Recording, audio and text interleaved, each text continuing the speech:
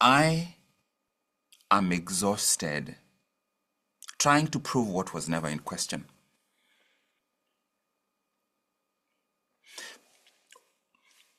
I want you to say those words to yourself and pay attention to where you kind of sense them. It's as though they land somewhere. Just say them to you. If it's not true for you, you'll wait until we finish this section, then you can join us. I am exhausted trying to prove what was never in question. I'm trying to prove that I am worthy, trying to prove that I am significant, trying to prove that I'm competent, trying to prove that I know it, trying to earn my worth through performance, present perfectly, be an amazing parent, be an amazing team leader, be an amazing designer or writer or journalist or business person, such that instead of what I am doing being an expression of my worth, it has become my attempt to try to buy my worth, to try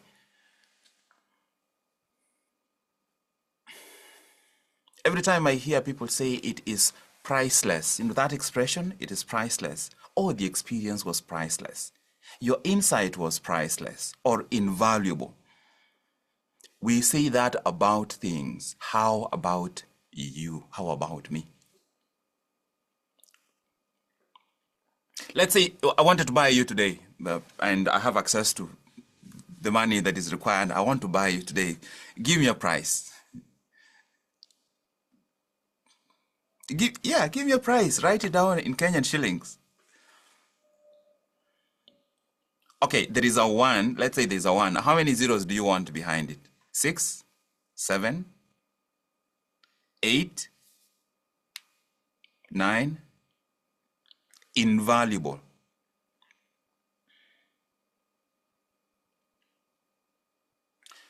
But the problem is that I don't feel it. My mind knows it, but I struggle to feel it. If my knowledge could guide my life, there is no need for me to return because I will be home.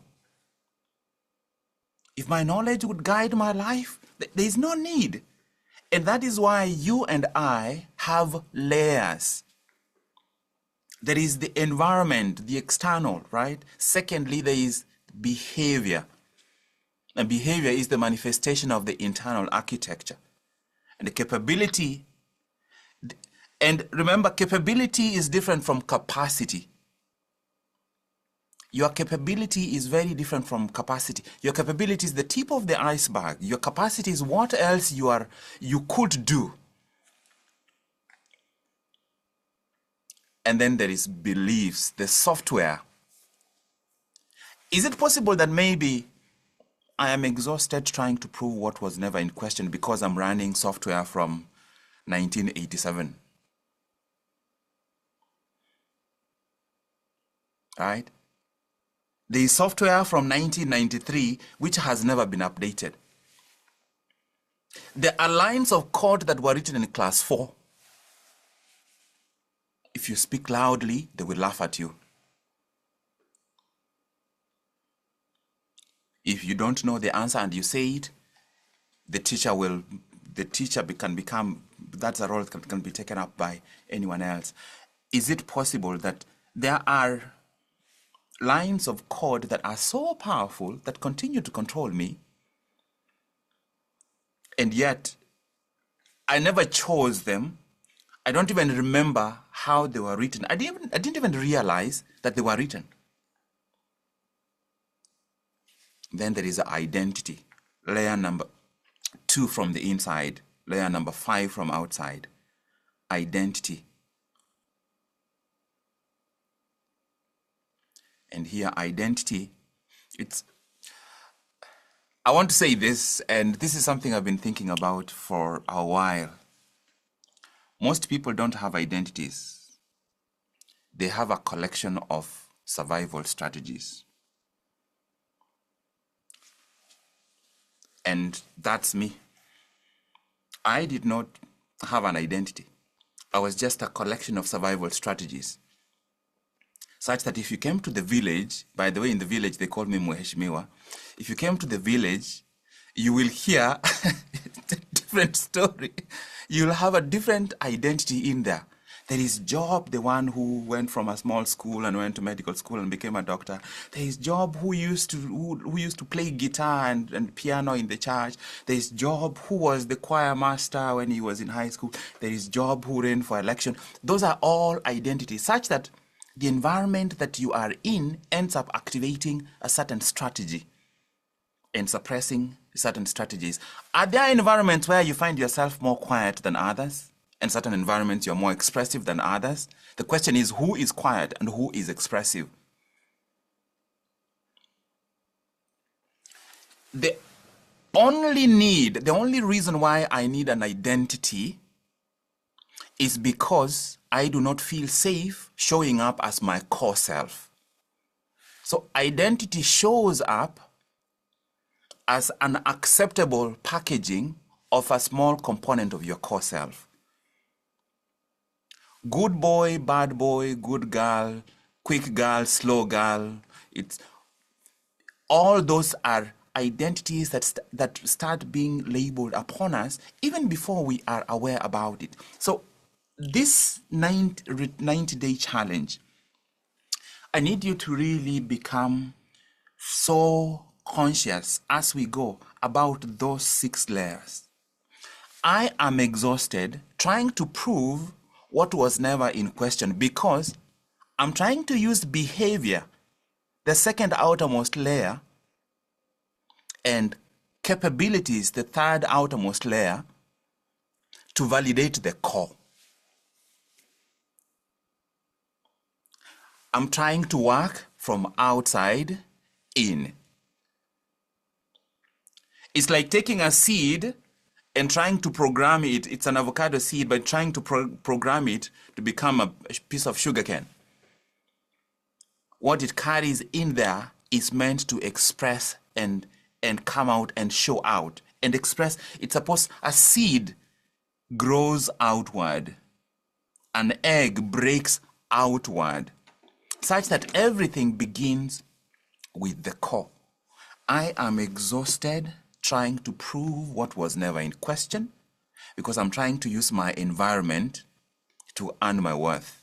If I build a big house, if I drive a better car, if my house is the cleanest, if I can get those sheets that are sewn with flowers and drape them everywhere and mine is the cleanest, I'm trying to use my environment. I'm trying to use my behavior. If I speak softly, if I speak eloquently, if I am never shaken, I'm trying to use my behavior. If I work harder enough, if I out-achieve you, I'm trying to use my capabilities. See what I can write. See how I can speak. See how many languages I know.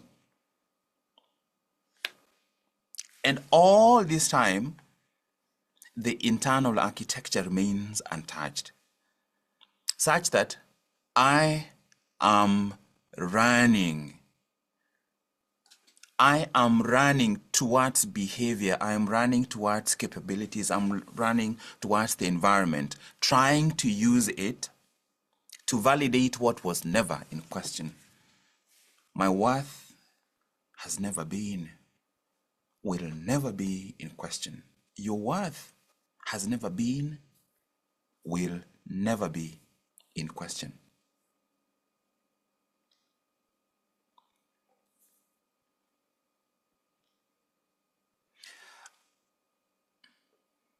What comes to your mind just based on this reflection? Because in some ways I'm just trying to tie together some of the deepest pieces that we've covered already, but which can remain intellectual knowledge.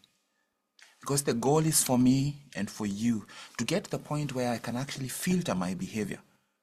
I can begin to filter how I relate to my environment and the externals, how I relate to my capabilities. This week we will be speaking about escape, because variety, the functional attribute of variety is escape. The functional attribute of certainty is control. And the two of them work hand in hand. Escape becomes such a powerful mechanism when I deny my wholeness. When I deny my wholeness, I am escaping from my truth. Because Kenya is beautiful. How many of you agree? Can I see by a show of hands? Kenya is very beautiful, right? But Kenya, what percentage of Kenya is desert? Up to 60% of the country is desert. Is Kenya still beautiful? What percentage of Kenya, the Kenyan population is poor? Like truly, truly poor?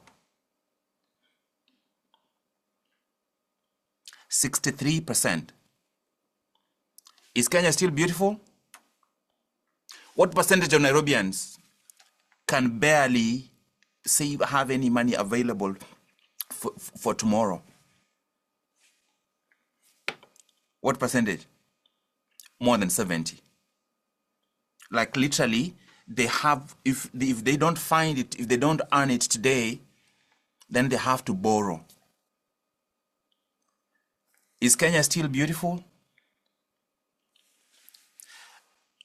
When I look at any country, Kenya has beautiful architecture, beautiful, I mean, go to any mountain, right? Every mountain has a valley somewhere, such that these are attributes. I spent so much time trying to compensate for the things I felt I was broken in that I lost sight of my wholeness. Because when I say I'm blessed, I should mean that I'm blessed with opportunity and pain. I'm blessed with success and failure. Success makes failure meaningful. Failure makes success worth pursuing. And each of them, they give meaning to each other. The struggle that I face grows me. I would never grow. I've been going to the gym for a long time right now.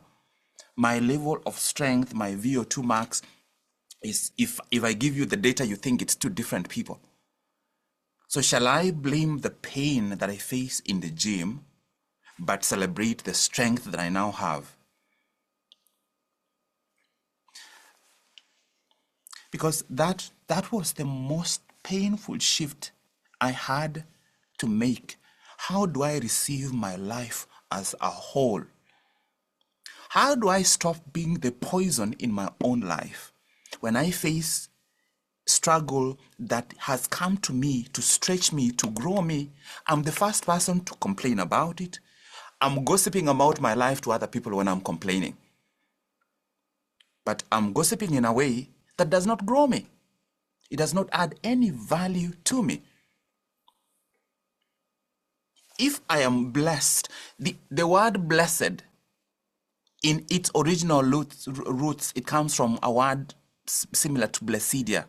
It's from the very, very indigenous populations that lived in northern Scotland and Ireland. It goes all the way back to blessidia, such that when you say you're blessed and you've gone to visit that community, when they say you're blessed, they kill a big sheep for you, right? They kill a big sheep for you, but you have to carry it. It is a blessing. It's a blessing, but you have to carry it, and there were no means of transport. You put it on your shoulder and you carry it. You're carrying a blessing, but is it causing you pain as you carry it, as you walk hundreds of miles with it? So blessidia means to accord a gift through the commitment of blood, such that when they kill whatever it is, they kill it, now it is yours. The weight is yours, and the juice that will come out of it is yours. This year, this year, I just want to go from whatever percentage I'm at and reduce the frequency with which I become the poison in my own words, in my own opportunities by complaining, to reduce it even by 10%. I would like to go all the way to 80, 90. I want to go all the way.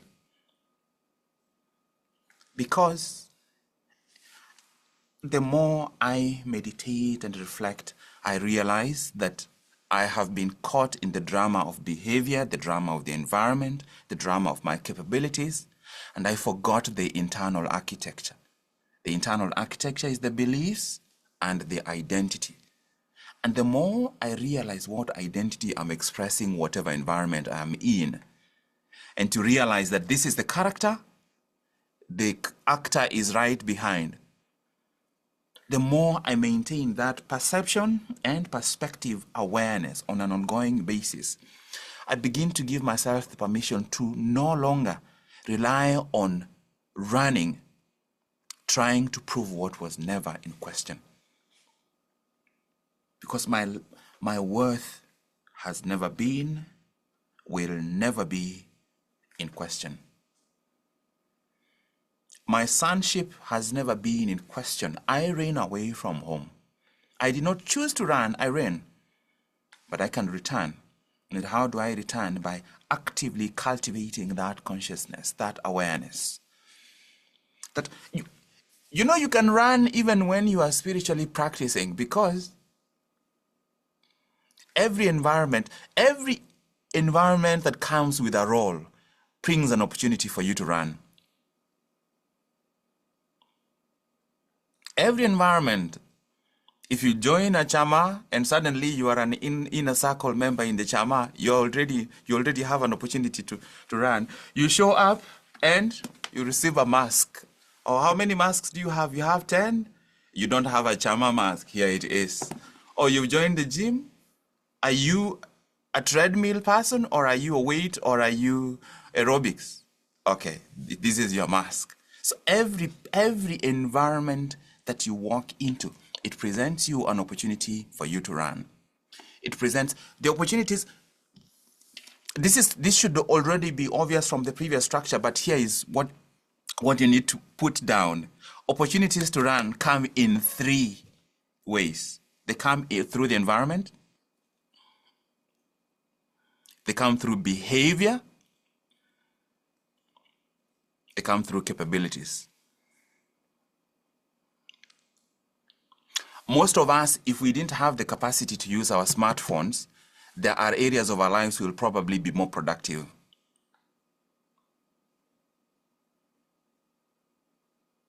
Most of us, if we lost our ability to use the internet for like 6 months, there is a depth of peace that might return to our lives. If there was a way to program the body so that from 6 p.m. it rejects any social media and internet and it turns off, that part of the brain is gone until 7 in the morning, right? It would change the quality of my sleep, the quality of your sleep. Opportunities to run come through the environment. They come through behavior. They come through capabilities.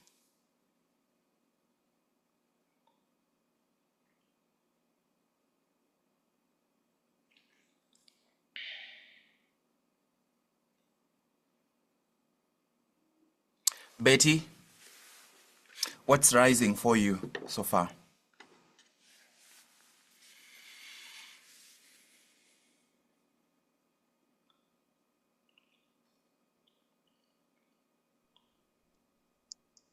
Good night, Doc.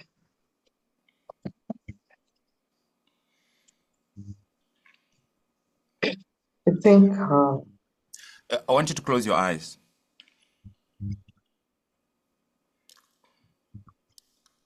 Close your eyes, and we are not here. You're just alone. Take 3 really slow, long breaths.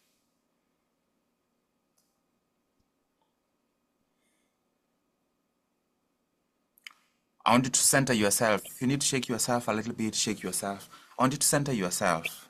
My question is for you. What is the single truest thing for you right now, just based on what we are talking about?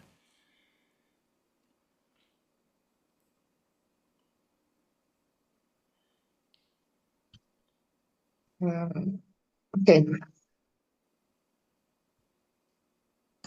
just realizing that there are things that I've been trying to prove which I ought to have stopped a long time ago. Okay, close your eyes and just let that sit. There are things that you've been trying to prove. I don't want us to try to capture all of them. One thing. What one thing, if this pattern was peeled away from, what one thing would change for you?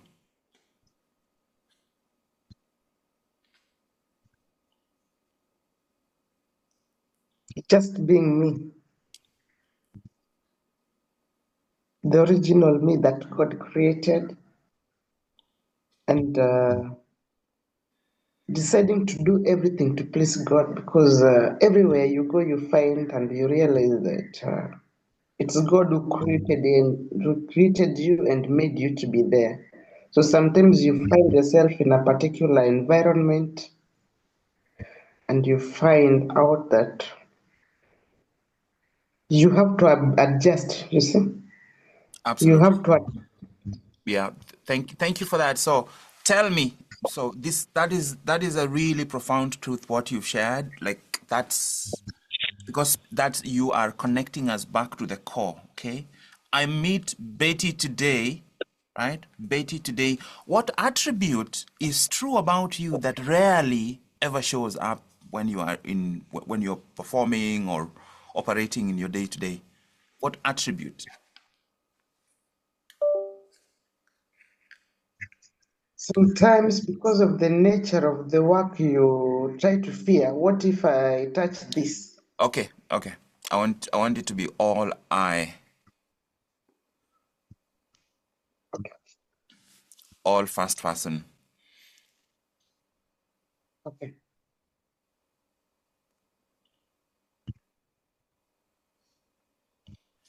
I'm going to give you a moment to reflect, okay? Just continue Yes. reflecting. Let me catch someone else. Just continue reflecting. You've identified something so which is the center. The reason why I'm running is because for some reason I lost the capacity to be my true self, my true core self. And the truth is that there were days or months or years in my life when I couldn't do that, when you couldn't do that. Because we've been brought up by broken people. We became broken, not the core, just the identities. And therefore, the way we bring other people up, the way we relate is broken.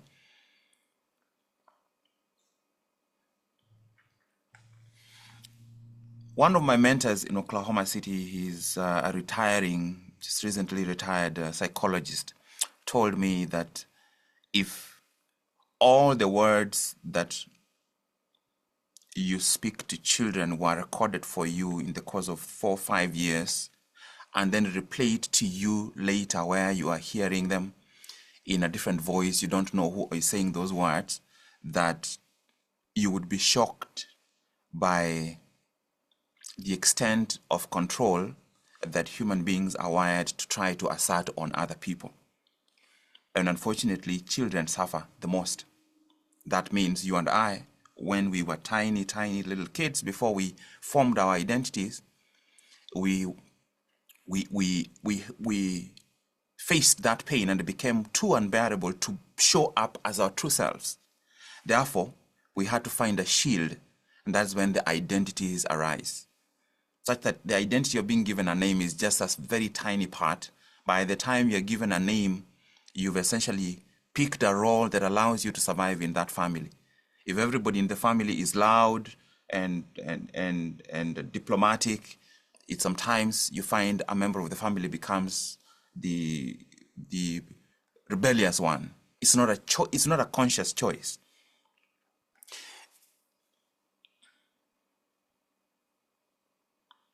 And the software that gets written during those periods is subconscious. It lives where we cannot see it.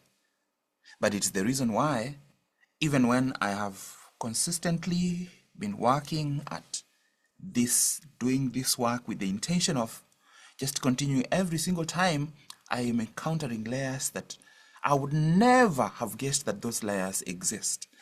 So Betty, that is the core. That if I was able to get to the point where all these layers are peeled off as I pray, as I practice my spirituality, with really showing up with the intention of not adding additional identities, but finding ways to keep expressing rather than using the external to prove inside, it gives me an allowance to be more of who I am in my day-to-day life. And that is the essence of returning. That is the essence of no longer being exhausted, trying to prove what was never in question. Shiro, what's arising for you? I want you to close your eyes. I don't want to, don't try to think through anything. It is what is really coming up, what is really showing up.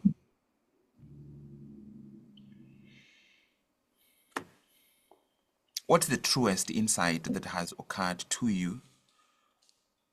What's the simplest, truest thing that is truly, truly, profoundly true for you in this moment right now, Shiro?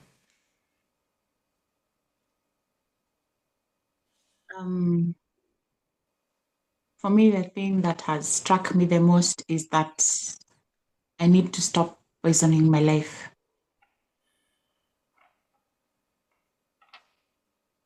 And that I need to stop gossiping about my life in a way that does not grow me.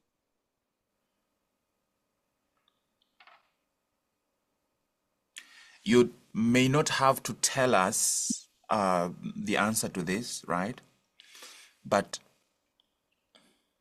try, this is something to do, like this is really searching internally, because the answers are not on in the mind. Why? This is not Shiro's question, this is all of our question.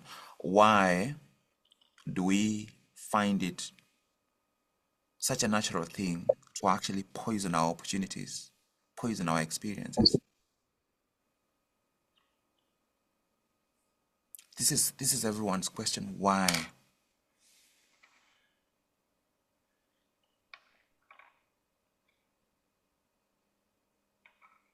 Has there been any recent moment where you might have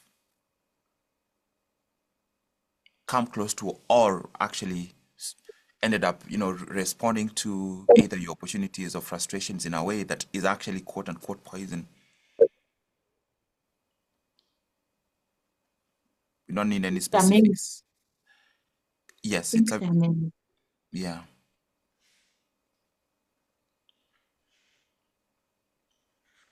What would be different?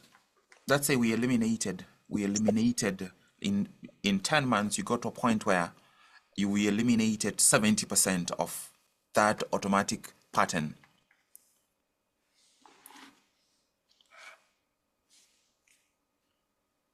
What would happen? How would your life look? I think that feeling I have deep inside me of feeling like my life is incomplete in so many ways and undesirable would definitely change if 70% of that is changed. Who is your biggest complainer? Who is your biggest poisoner from these 6 characters?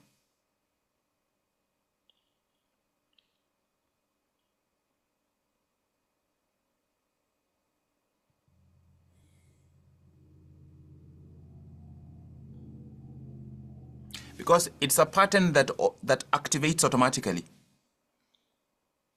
One of these characters is your main culprit. If you are an overachiever, you probably have two, but let's just go with one. The anxious achiever. Anxious achiever. Let me see. Please go to the chat box. Could you share? Let's see what other people name. There is no shame here. If there is shame, you're running in a return meeting.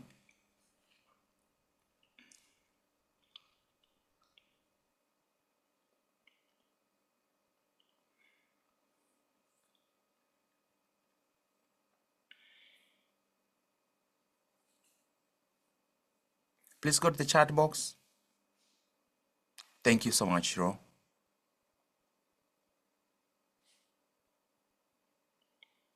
I'm taking away the slides in a couple of seconds.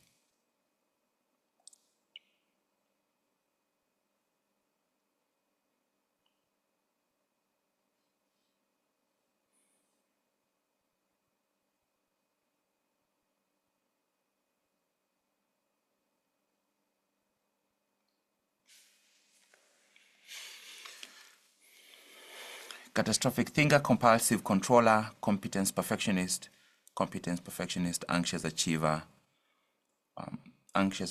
catastrophic thinker, competence perfectionist, compulsive controller. So this is for everyone. So anxious achiever contaminates everything else.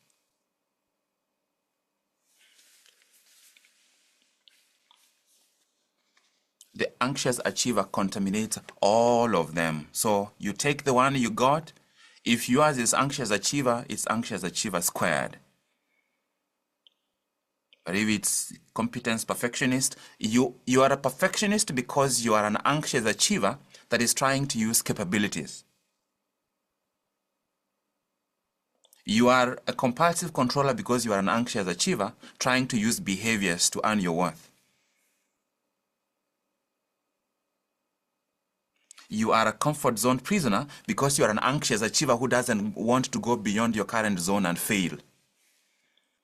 Because at the end of the day, it's about achievement, and it's about replacing your worth that comes free of charge with the exhaustion that comes trying to prove it.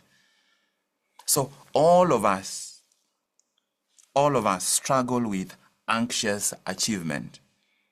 The journey is from anxious achiever to grounded achiever. The grounded achiever shows up to express their talent, their gifts, right? The anxious achiever shows up to earn, and they don't know whether they will perform well enough to earn their worth. And they come today, they don't earn it. They come back tomorrow, they don't know whether they will earn it because it's never assured. And the quality of the performance is never assured. Today they might do well, tomorrow they may not do well. So it keeps fluctuating.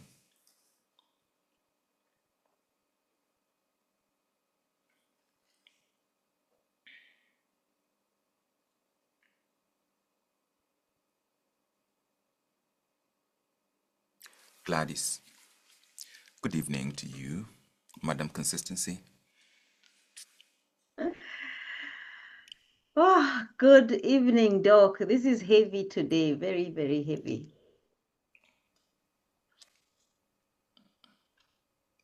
Oh, it's a heavy. I'm so sorry. I didn't know that. I didn't realize. That sheep that was slaughtered for being blessed, I'm still carrying it.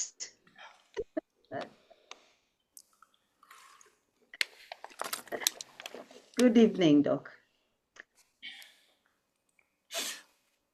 Close your eyes, Gladys, and just relax.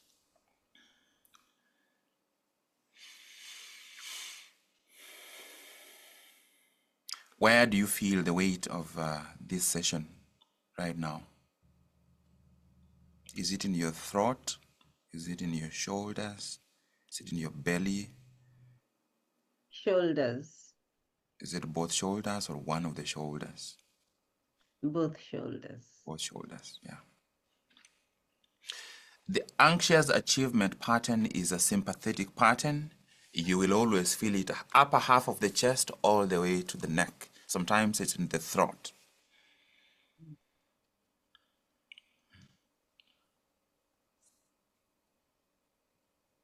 What does it feel like? So it's heavy. Is there any other sensation associated to you with it, to you, Gladys? Is it cold or hot? Tense. Intense? Tense. Tense mean I feel like the burden is there, but it's also making the muscle tense. Yeah.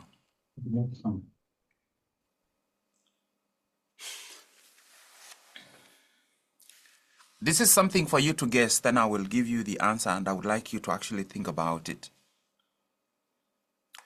What is the single most accessible component of your core self?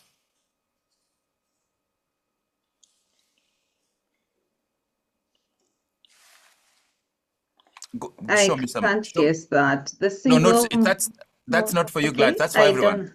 That's for everyone. That's for everyone. That's for everyone. Yes. Go to the chat box.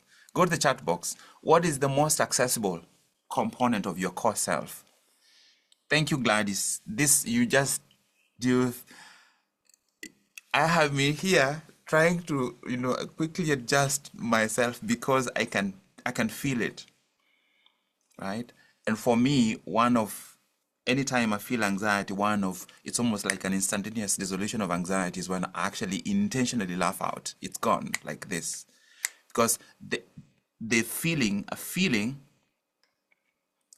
solidifies, feeling freezes. Can I see a couple more responses, please? I only have 2 people, Shiro and Gladys. I've seen your responses. Thoughts, mind. What is the most accessible component of your core self?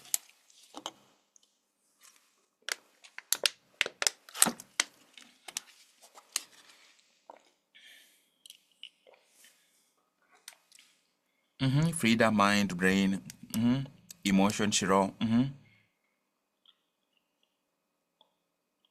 Can I get 2 more? Then we will move. At the count of 3, 2, 1, 0. It is a 4-letter word and it's not mind.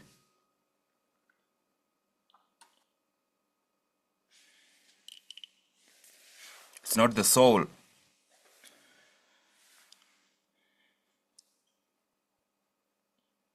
There's a reason why the Bible says, let everything that has breath praise the Lord.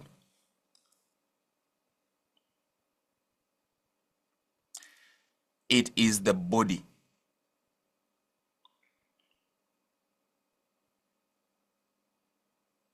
It is the body. Nothing else makes sense in my life or your life without the body. Tell me about emotions. They don't mean anything without the body. Tell me about your thoughts. Tell me about your anxiety without feeling it in your body. Tell me about your hope without feeling it in your body.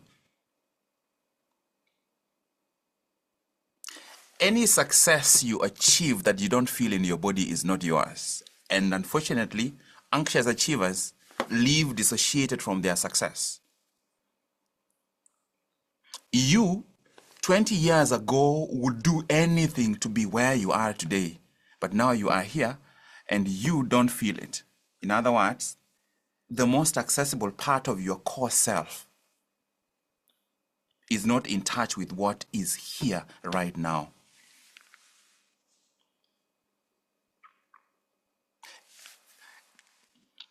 James,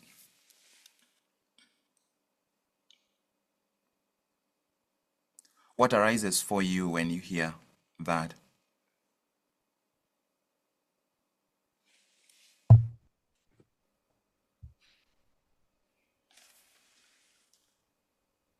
It feels like a lot, and I'm not able to pick anything specific out. I just feel like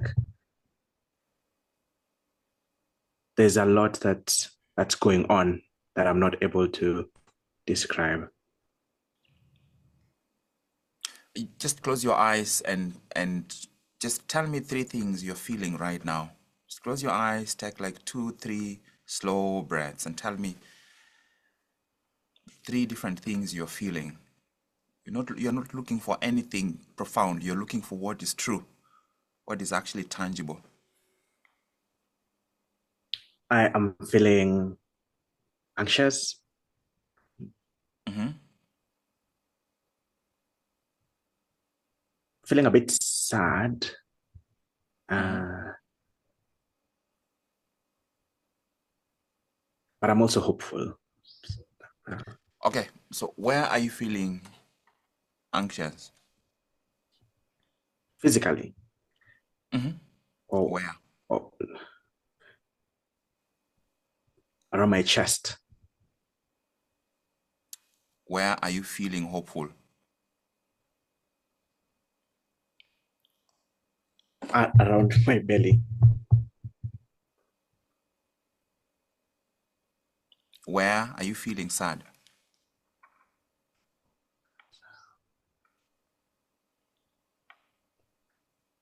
Still around my chest. Okay, yeah, so I was pointing that out to you because now I want you to go beyond the labels and tell me what you're feeling. So you've given me the labels of the sensations. I want you to tell me the sensations, because your body does not speak in sadness. It speaks in tightness or lightness or heaviness. So close your eyes. Tell me, what are you feeling? Just try and feel what you're feeling.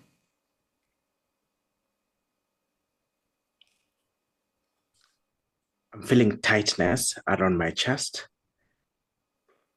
as well as some cloudiness around my head. Mm-hmm. Yes. So this is going to be the practice for everyone, and now we will transition in a few, in maybe 2-3 minutes to do the breath work. This is going to be the practice this coming week. When you start your day, whether you're joining the daily reset or immediately after the daily reset, you're going to do what we call interoception. Become aware of what the most accessible part of your core self is experiencing without trying to manage it. Become aware. The trap, and thank you so much, James, and what you've highlighted is extremely important. The trap is that the labels that we have for various emotions have very heavy memories around them, such that any sensation I have that kind of reminds me of sadness, it becomes very easy for my mind to label it as sadness. But the experience is here. The labeling is out of the body. It is in the mind. The mind is not part of the body. The mind is not the brain. Where is your mind?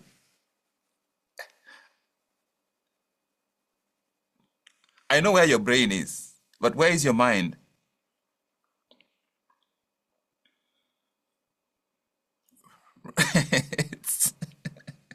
Is it here?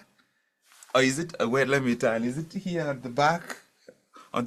Yeah, so the most accessible is this physical structure. The soul is invisible, your thoughts are invisible, your emotions are invisible. We only know you are feeling angry because we can see you. Right? It is what we see in you. Right? This week is going to be the first week when you start practicing interoception. You name at least 5 things you are feeling in the moment. I have no doubt about the weight of this session. I have no doubt. I have no doubt about the pain that that is going to be stirred up because of these sessions. But I promise you, by the time we are hitting week 8, you'll be in a totally different spot.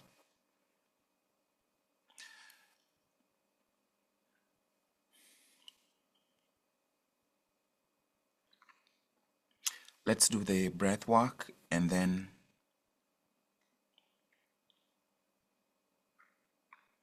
please go to the chat box if you're ready for breath work. Go to the chat box and say, I'm ready.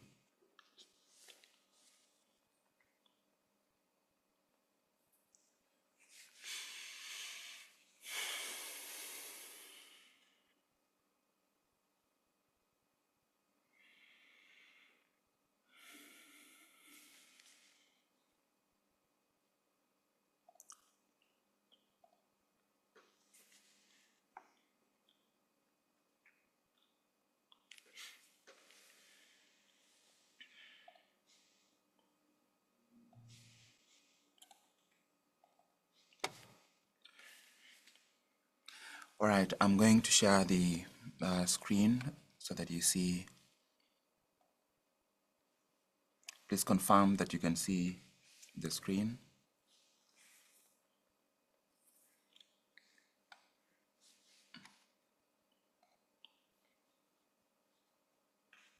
Okay, or I thought you weren't seeing it, sorry. I discontinued because of that. All right, so great. If as long as you are seeing the screen, then we are ready to begin. Where did that go again? Okay, I was finishing that. Let me now share again afresh, and we will proceed.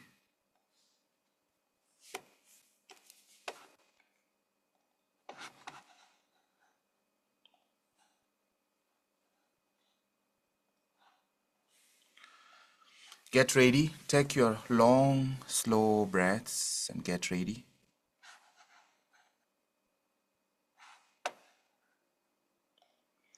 Relax. Make sure you are seated in a comfortable position. Your feet planted comfortably on the ground, flat on the ground.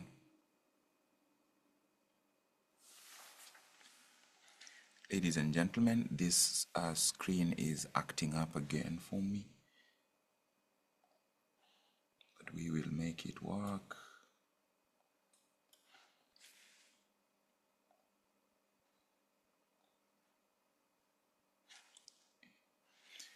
Do you see it, and does it feel your screen? Are you seeing the whole thing, feeling the screen? Okay, fantastic. All right, let's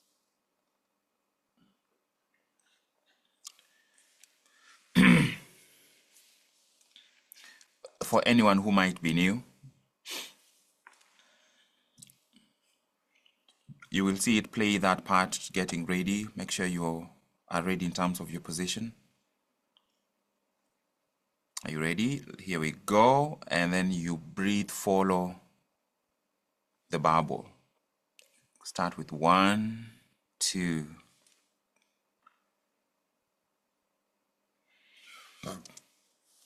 It is when you're breathing in, it is belly chest. Okay? Can we practice again? It's belly chest. It's really deep. So belly chest, it's deep and fast if you follow this rhythm here. Belly chest out. Belly chest out. Belly chest out. And you go as deep as possible. And then, so we continue like that until we get to 30. Belly chest out. 29 in, out. And then the 31 fully in all the way. Then slowly all the way out, all the way. And then you hold for 1 minute. If you will have done deep enough, consistent breathing throughout the count to 30, your body will already be ready. You will have enough oxygen reserve. You will have depleted all CO2. Your body will be alkaline. You will be able to hold for 1 minute. We will do this 3 times. Let's get started. So position yourself, and I'm going to count, and we get started. Close your eyes. Take in a deep breath. Breathe out all the way.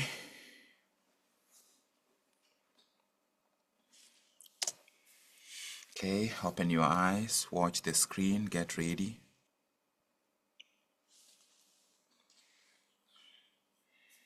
Adjust yourself. Make sure your head is upright. Don't lean forward or back. And we just do round 1 3 times. Okay, so wait for the bubble, then you breathe in with the bubble. Out. In, out. Chest, out. Sorry, it is belly, chest, out. Follow the bubble.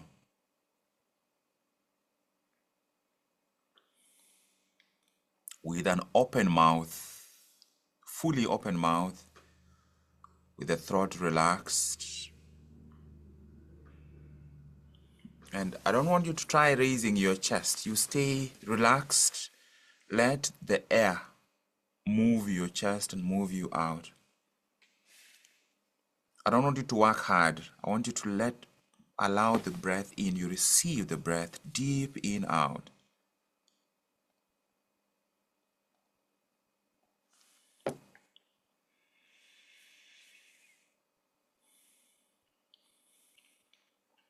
We are at 20, 10 to go. In, out. Belly, chest, out. Belly, chest, out. Can you go deeper than that?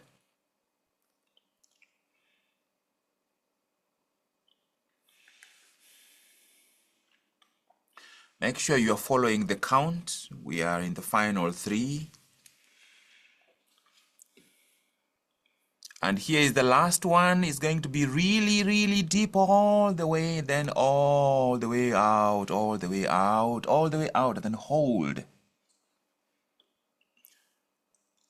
Just hold. As you hold, make sure you're not tightening anything else.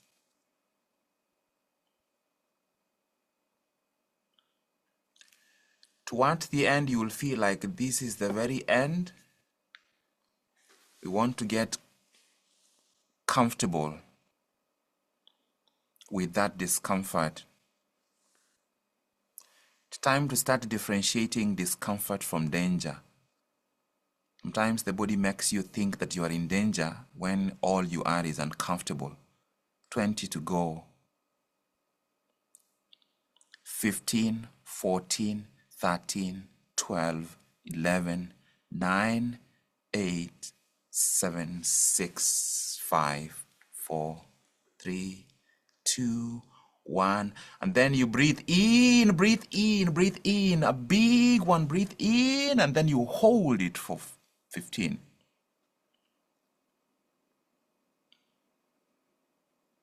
As long as you just hold for 3, 2, 1.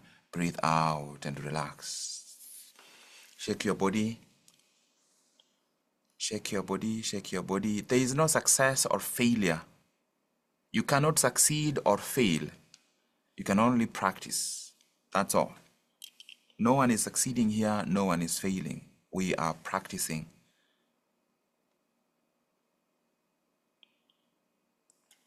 We are practicing. Get ready. Position yourself. Take in a really long, deep breath. And then don't push it out. Just relax. Just let it flow out the way it does. Get ready. And here is round 2. We are still using round 1, but this is the second time we are doing it. Watch the screen. Make sure your feet are planted. Your hands are in a place where they don't move around. Are you ready? Here we go. And this is going to be round 2 of the same one. Okay. Start.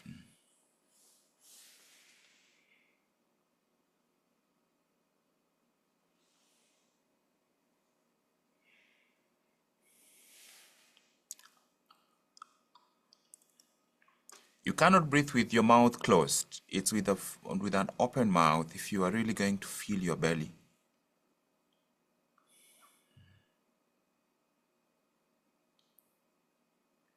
Follow the count on the screen.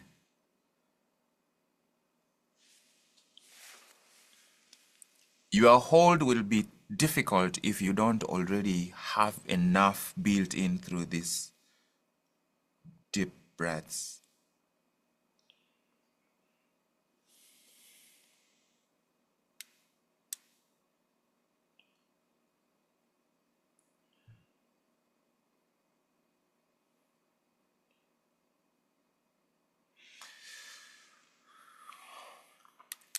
10 to go.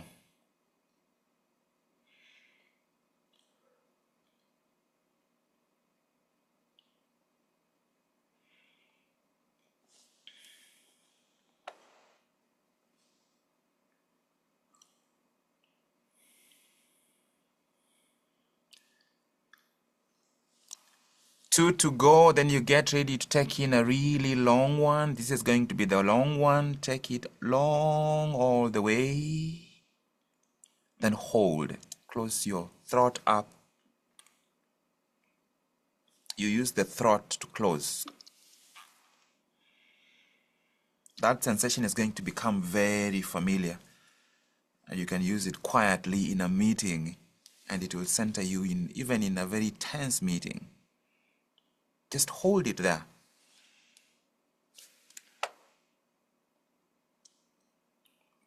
Hold. I know how far you are. Don't worry about the screen. I know how far you are.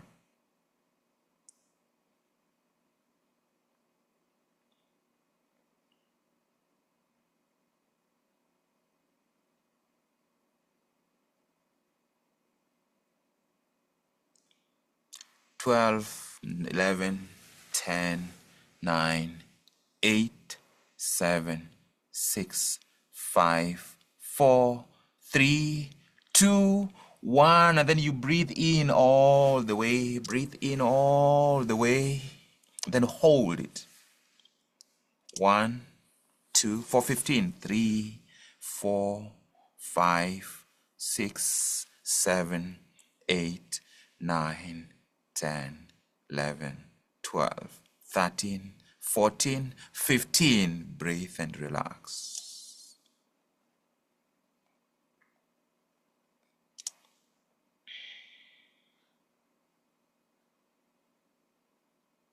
Can I see by show of thumbs if you are ready to go for the final round? How did my thumb come up? I did not press anything. All right, all right. The people who are not on screen, I need to see more of everyone's thumb. Know that you, all right, fantastic. I've seen most of the thumbs. Let's do the final round. It's going to run the same way. Please get ready. Watch the screen. Adjust yourself.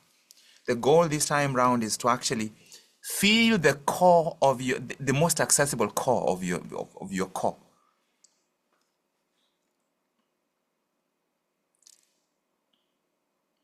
All right, round 3 of round 1. Let's go. Watch the screen. Go, that's 1. Okay. Please follow it and really give your best this one. Give your best this one. Really deep. This is where I allow you to use more of your muscle to pull in as much air as possible. Your chest should feel like it's expanding on the sides when you're breathing in.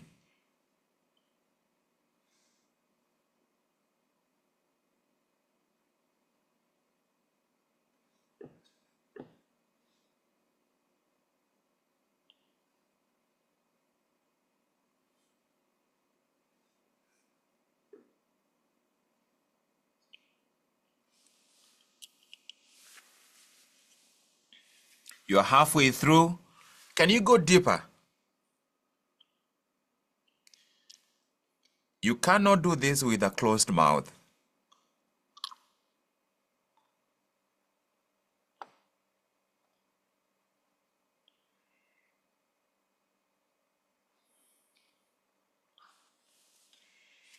Influencing your physiology in a way that you haven't done before. 4 to go.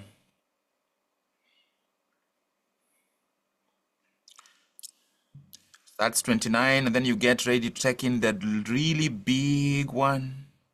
Then all the way out, all the way. Push the air all the way out. Then hold. Hold. You hold with your throat.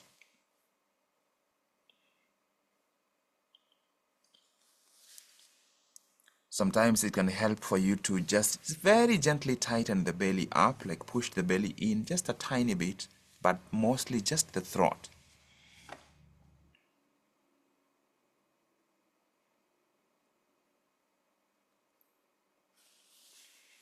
There's a difference between discomfort and danger. This is how you prove it. So that next time discomfort doesn't stop you from doing what you want to do. Because discomfort is not danger. It's part of resistance. 9, 8, 7, 6, 5, 4. Get ready to take in a really long, deep one.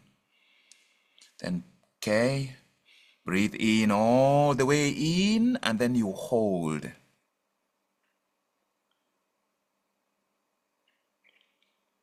Hold it. Hold it for a couple more seconds. 5 more. 1, 2, 3, 4, 5, and then you release it. Please go to the chat box if you've recovered enough from the breathing.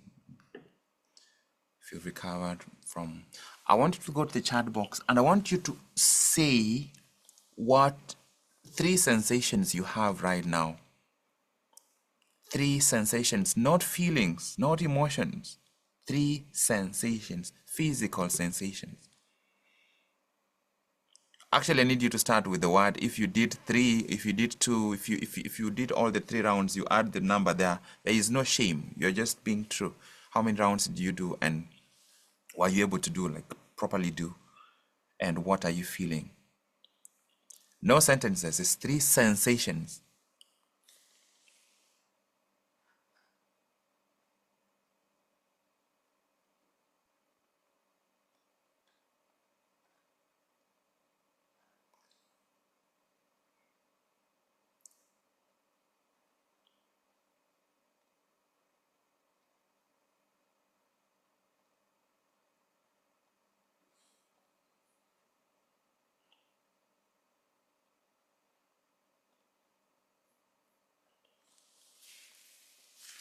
Ipale, lightheaded, Gladys, final hold didn't complete. That's progress. You held, relaxed, calm, free. So relaxed, calm, free. I would like us to get tingling, light, warm extremities, sensation of calm.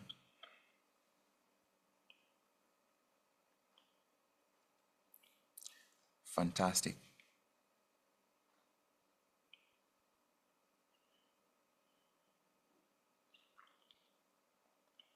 So my challenge for you this week is what we call interoception. If you and I are going to stop exhausting ourselves trying to prove what was never in question, we have to use the tool, the most accessible part of our core selves to do that. And this week is becoming really aware of the areas where we try to assert control and the areas where we escape from our sensations, because you escape your sensations. You escape your sensations. When I go to scroll, to doom scroll, it's because I'm escaping in that moment. When I avoid a decision, when I procrastinate, I'm escaping discomfort, and it's the sensation.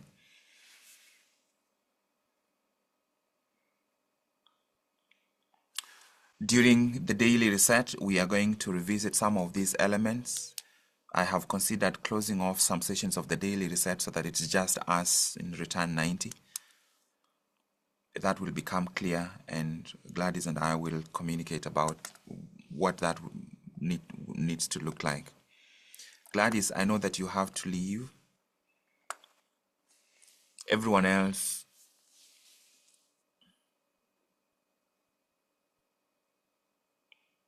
if you could spend some additional moments, because we are already at 12 minutes past, spend additional moments actually deeply reflecting, because the goal is to go beyond what registered intellectually to find the insights that will go deep, the insights that will become the seeds, and the insights that become seeds for me and for you can be different.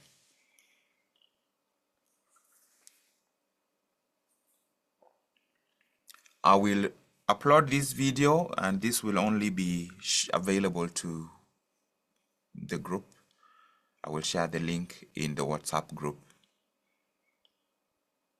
Do not run. If you have to go somewhere, that's okay, but do not rush out of this. Settle in and let it do its work. I will send in additional recording.